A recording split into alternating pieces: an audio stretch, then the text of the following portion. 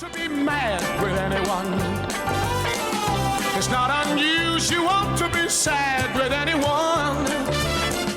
But if I ever find that you've changed, get on back here. It's 10:30 right here on this 21st day of April. It's a Friday in downtown Alton on our daily show. Playing It's Not Unusual by Tom Jones. It's not unusual to, be loved, be angry. But we have Coach Laura Burkey, if I knew how to pronounce last names correctly and get them ahead of time, in studio. And you're really an expert and a coach when it comes to a lot of these relationships and building. Yes, I am. So take me through your background, if you could, a little bit of an overview of what your services are and how you, help all of us here in the Riverbend and Madison County communities and beyond that. Okay, I'm going to actually go all the way back just to get us here, but I'll do it quickly. Oh, go for it. Okay, so actually, I wanted a career in radio. Really? That's how I started. Yes, I did. At 12 years old, I'm like, I want to be on TV and radio. I pursued it. So that was my dream. I went to college, went to Carbondale, started a program in that, and then after 2 years, I'm like, this is kind of boring. But the classes I was doing well was the psychology classes and the communication classes, which was foretelling. I didn't know it.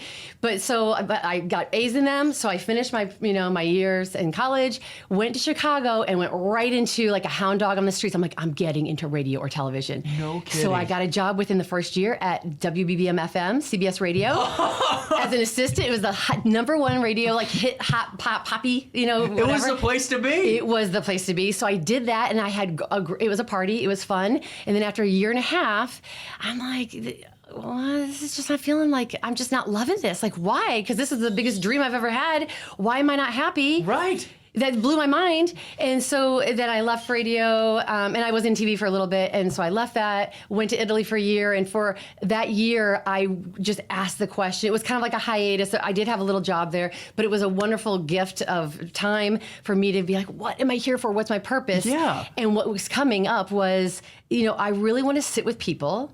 My first vision was I want to sit with families and I want to help connect families. Right. Because I grew up in a family where, sure, we loved each other, but there wasn't like that feeling of, we're a tribe and I've got your back and I feel safe here. Right. You're almost on an island, Yeah. And so it first started that way, and then I also just really care for people to like live their passion. So I mean, I love that you're doing what you're doing because I can tell you love it. Oh yeah. And so that led me to a coaching career, really. And I started coaching when coaching was not really known yet. It was in 1996, and it was nobody really knew what a coach was. And it kind of was looked on differently back then, wasn't it? People were like, what do you have to say? What do you have to do for me? What do you, so yes, I kind of had to be part of that group that had to teach people why the value of coaching or what it is. Yeah. And even actually help kind of really shape what coaching is. But so throughout my career, I've been doing this for 27 years. Mm-hmm. I am a thought, behavior, and communication coach. So I really focus on what's the thinking that is triggering the feelings and deciding the behaviors and actions that you take. Mm-hmm. So that's really what I've been doing for 27 years. And then back in 2016, I started working with couples. Wow. Because then I wanted to help two people who were trying to figure themselves out in the same space, because it's hard enough to take care of yourself. Well, that's true. Your mind space and your life. And so then I'm like, okay, and then I got and I just love relationship. I think it's just interesting and fascinating. Mm-hmm. So anyway, so then I turned my focus onto relationships and I help couples very intentionally and deliberately create the relationship they want to have. Not some out there, there's a way it's supposed to be. It's like, no, how do you want this to be? Right. And that's actually kind of how we're evolving, that you can do that, because our parents didn't get that. Right. They just kind of like, I'm supposed to be like this and you're supposed to be like that. That's true. And now how is it different what you started with doing and how you transitioned into couples? Are there some key, differences? Are there some key similarities when it comes to, the individual into the couples, coaching? No. Really? I live by this paradox. I love paradoxes. Mm-hmm. And paradoxes are when you have two opposing statements, but they're both true. They oppose each other, but they're actually both true. Mm-hmm. And so we are all so different. CJ, you and I are very different. Right. We're different ages. We come from different places. We're doing different things. Mm-hmm. We like different food, right? Right. But we're exactly the same. We have worries. We have anxiety. We have hopes and dreams. We can be afraid of rejection. We can be insecure. We're exactly the same. So it's really not different, because I know I'm dealing with that with both people. Well, and see, that's another thing, because it seems like once a couple hits that patch, or maybe they start to, talk about maybe some of the the differences of opinion or maybe some of the breaks in the chain, it seems like both sides are right a lot of the time, you know, in their belief. And so it turns into this kind of headbutting constantly. Is that one of the hardest things to deal with what you're doing with your coaching? Yeah, I think it's very hard to be in a couplehood and have that. I don't find it in my position hard because my optics are different. Right. So I can see it. So, and there are many reasons why that happens. And so I just want to throw out a few things because I know my time is short. Yeah. But there's a few things for people to think about when they're like, yeah, that's exactly what happens for me. Like, what do you do when like we keep butting heads, or, you know, like I'll say this or she'll do this or he'll do this or whatever. Right. And then boom, here we are off to the races into the same darn argument. Same cycle, and it repeats. Exactly. And so that's a pattern. And patterns are natural. Go outside, look at nature. You will see patterns form naturally. Wow. Naturally. Yeah. And fast and easy. So even in relationship, when you first have met this person, patterns, unbeknownst to you, were already beginning to develop. So one really smart thing for couples to do is just first with yourself. What is something I keep doing? Like every time I hear that tone, what do I do? Well, there's a pattern. And so if you just identify some of the patterns that you know are responsible for the chaos, partly, one, you're contributing, so what are yours? But then together, what do we do that has now become a pattern? And then let's agree, like, let's break this pattern, and patterns are breakable. Yep. Let's break it and let's deliberately create a new one. So how about in the future, next time I come home crabby, instead of you take it personally and we get in a fight, I'll come home crabby, or I'll even call you on the way home and go, I'm feeling kind of crabby. Okay, sweetheart, got it. So when you come home, just go upstairs, take a shower, do whatever, take care of yourself, and then when you're ready to come talk, there's a new pattern. You're right. It's that easy. Well, and see, that's a great takeaway. And you know, what do you think about the adage of, oh, you know, they're the two of the same person? You know, they have the same person. Because I hear that a lot in couples too. Well, oh, we just have the same personality, so we butt heads a lot. Is that really the case, or does this go back to that pattern again? Well, so that's actually a good thing. So no, there's both. You know, there's like, you know, what do they say? Opposites attract, and then all of this law of attraction, like vibration, right? Yep. So you're going to find that, I think, with even you and I just met you, we will find ways that we are exactly the same. Clearly, we talk fast. Right. Right. Right. I bet you think fast or whatever. So that might be ways that we're really similar, and then we may find after time like there's things that were different. So I don't think that like any two people are all exactly the same or all totally different. And so, you know, people are not going to love this, because I was thinking about this in the drive over. I'm like, people will not love this, but it is true. And I actually had a phone call on the way over here. I got an unexpected phone call from somebody who was having challenges with the relationship. Oh, wow. And the thing is like your biggest problem in a challenge or a chaos with another person, the biggest challenge is going to be first you. You're the biggest reason for the challenge. And it will be because of how you're seeing the person, how you're thinking about the situation, what you are perceiving. That's usually the biggest problem. So really, when you are frustrated with your person, you really have to be like, okay, I am frustrated with what's going on here, but the first thing I have to do is figure out, what am I doing? Why am I feeling this way? Because of you, when you're angry or mad or upset or insecure or feel rejected, it is not the other person did that to you. It really isn't. I mean, you have to take responsibility. I'm responsible for my feelings. Yep. And so if I'm feeling that, why am I feeling it?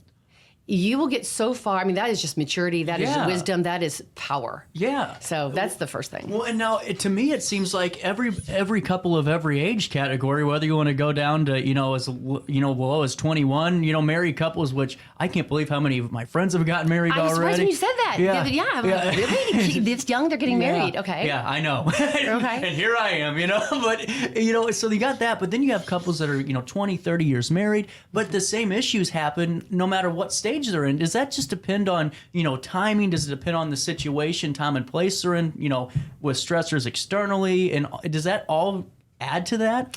Age is not going to, it has no difference, right? Okay. Because we're just human. And age really is just how long have I been standing on planet Earth, really? Because there are 20-year-olds who are so wise and so evolved in their thinking, and there are 80-year-olds who act like 8-year-olds, right? That's true. So it's not so much. However, but there is a thing about age, and I don't really know, because there's not research necessarily like how are 20-year-olds in relationship.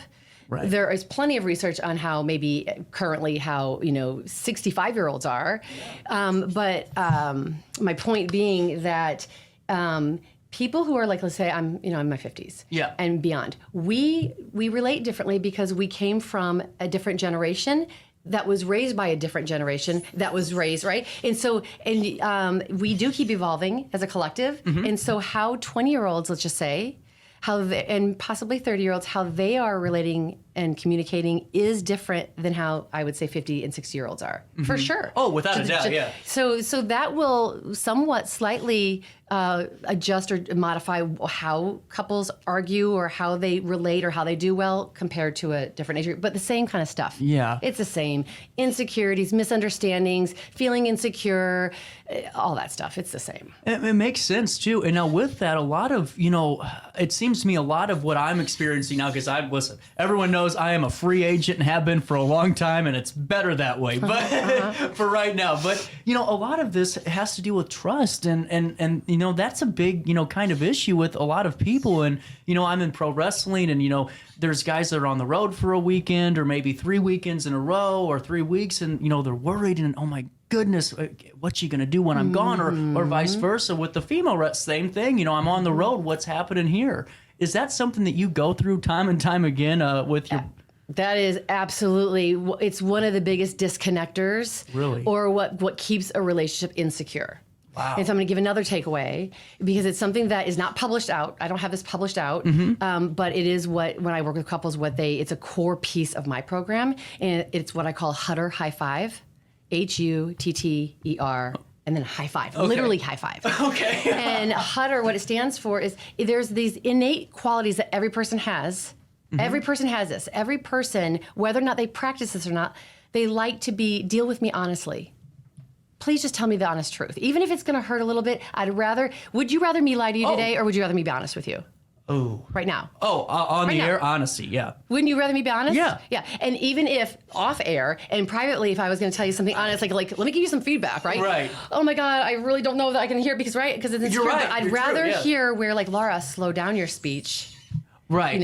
It's like, oh, that is kind of hard to hear because my nature is fast and I feel a little rejected because I'm like, but that is good feedback, right? Instead of, oh, Laura, you're doing great. And then I go on and on and on years and years speaking so fast. And then why is nobody asking me back to speak at their things, right? Right. Then it didn't serve me that they weren't honest. Right. That's true. So being honest, and so Hutter High Five it's really a way that two people can come together and say, do we want to handshake and agree this is the kind of relationship we want to live in?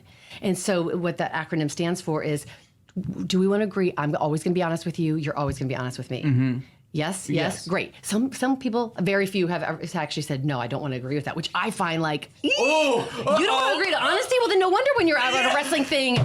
Do you see? Okay, so and then the U stands for understanding. Right. And really, people always talk about communication is so important. Communication is key. And I studied communications, and in the 80s, that is what they were saying. No, communication is not key. Think about how many arguments you've been in with somebody where you were communicating. Just because you were communicating didn't mean something good was happening. Exactly. Understanding is key. You want to get to understanding, and we weren't taught how to understand other people. No. And that's what I help couples with. Well, and now with that being said, there's so many distractors right now, with social media and apps and you name it. And it adds to that, to me, that kind of trust issue because, and I don't know, the way I think about this, and I want your thoughts because you know a hell of a lot more than I do, is when somebody's in that bubble, and it's like, well, what are they doing, for the 30-year-olds, 35s out there, what are they doing on Snapchat? Or, how come they won't let me see their Facebook Messenger? And why? Is it because we're feeling that if we were in that situation, we would be doing that thing? Or is it because we really think that person isn't trustworthy? Does that make sense? It can be that and many other things. Really? Absolutely. Of course it can be. Huh. And, if you don't want somebody to see what you're doing, why do you not want somebody to see what you're doing? And to me, now I'm just speaking just frankly as a human being. Right. Okay, if I didn't want you to see what I was looking at on my phone, it could be either one, well, I'm afraid that you're going to make fun of me, so it could be a source of insecurity. I don't want you to reject or make fun of me or whatever, so my ego doesn't want that. Right. That could be why I'm hiding it from you. Or the other reason is because I don't want you to see because what I'm doing is disloyal to what we have. Okay. To me, those would be and there could be other things, but those would be the two major things. And the insecurity thing, well, then you don't really feel safe in your relationship. That's a problem. Yeah, big problem. And if you don't feel safe, that means I don't really trust. I don't really trust that then you accept me for everything that I am and who I am, and that I do like to watch little, I love watching little, like all the little animal videos. Oh, like, yeah. Oh, me and too. rescue videos. Yeah. I love watching rescue. So then, like, I'm afraid that, like, well, so then how close are we really? Yeah. How much trust, how much connection do we really have if you can't know all parts of me? True. Especially if you're married. Yeah. And then the other one is if I don't want you to see this because I think that will there's gonna be a problem, then that's a different conversation. That's not good. Conversation.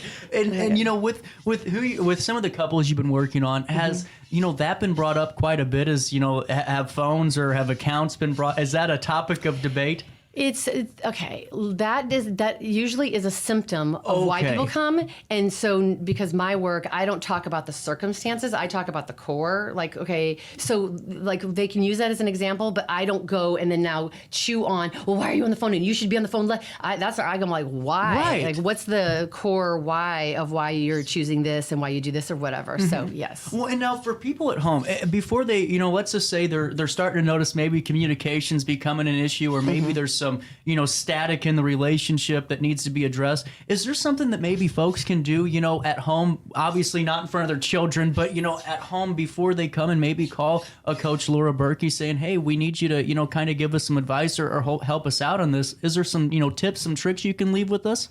That they could do. Yeah. Okay, first of all, every relationship, there's nothing wrong with you, your relationship, or your partner. So there's nothing wrong with you, the relationship, or your partner. If they're static and if there's challenges, in my relationship, still have that. I just know how to actually, and my partner does, we know how to shorten the time and the stress and the challenge of that kind of what I call rubs. Okay. Yeah. And a lot of people don't. So it goes on for days. There's silent treatment. There's passive aggressive behavior. There's a lot of hurt. And it only actually gets them deeper into a hole. Right. Because they don't know how do we sit down and how do we actually, okay, sure, talk about this, but how do I get to understand what is going on for them and them understand me? Right. And then us come together and communicate in a way that we're like, let's be fruitful and move past this so we don't have to have this moment again. Most couples don't know how to do that.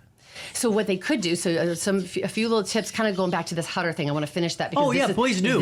Please do. If two people would sit down and say, well, do you like the idea of us being honest? Like, we really can be honest with each other no matter what. Yes, great, handshake. Can we start to slow down? And when you start to see, and it's always when you see your partner being emotional, just assume I don't fully understand what's going on with this person. Or I feel emotional. There's no way they can guess how I feel. So then say, I just need a moment to understand you. Or I need a moment for you to understand me. And actually start practicing let's just get still. And somebody or both of us gets to be understood. And the way you know you're being understood is after you speak, that person says, so here's what I understand you're saying. Okay, the two T's are transparency and truth. Everyone's truth is their truth. True, that's a great Your point. truth is your truth, and you're allowed your truth. Yeah. So then can we agree, I'm allowed my truth, and you're allowed your truth. And then transparency is that thing like, I have nothing to hide. That's what transparency is. A window you can see through. Right. You can see through me. I have nothing to hide. So you want my passcode? Here, go ahead. You want to see my phone? You want to see every email, every phone? Because I have nothing to hide. So if you have something to hide, there is a lack of transparency. Yep. And then E stands for being effective, which means every time I think of that person, or I text that person, or we communicate, or I listen to them, I want to be effective. Whatever is the exchange, I want it to be effective, which really means fruitful. Okay. Yeah, that makes sense. I want it to be good. Yeah. I want to bear good fruit here. I want to eat good fruit in my relationship. And the last one is just be real. Just be who you are. And I don't know that 20-year-olds suffer with that as much as older generation, where we were kind of taught, and really, we were kind of taught, you got to be like this, you got to be this kind of woman to get this kind of guy. And that's kind of, that's old. Yeah. That doesn't exist anymore. Gone, yeah. It's gone. So I don't know that the younger folk are dealing with that, Right. And so then I would say maybe let's just say for the 20-year-olds, then we can turn that R into full mad respect. Yeah. I'm going to respect you as a human being who's trying your hardest and doing your best. And then really you have to handshake on this. That's what they could do on the couch. And then the high five is every time you do those things, you go, high five. Yeah, did you see how honest we did it? We were calm. High five. It gives the incentive. And two, it also, in my opinion, breaks the ice down a little bit, because you're kind of like this and you're going to the counselor and you got all this, and then all of a sudden it's okay. It's okay. We're doing this together. We're breaking through. And Coach Laura Burkey has been joining me. And, I told Laura, I said maybe about 15 minutes. We've been talking for 20, But that's okay. Luis Noy is calling in with the sports report, so we got to get to that. But how can people follow along at home? How can people call you and say, listen, Coach Laura, I need you to help me out? How can they find you and how can they stay in touch? Yep. So I have a website, RiverBenderCoaching.com. I'm also on Facebook, Laura Burkey Coaching. So either one of those ways is a great way to get a hold of me. Awesome. And we'll link you to that on our on-demand portion of this interview. Thank you so much. And I am so sorry I called you Laura Parker. Oh, that's okay. That's okay. Oh, goodness. Well, all I know is this has been a great conversation. And thank you so much for stopping by. Anytime you want to come back on, you're more than welcome I'd love to. Thanks. Awesome. 10:50 on this 21st day of April. A quick break. We talk St. Louis Cardinals with Luis Noya. He was in the clubhouse this week and not looking good.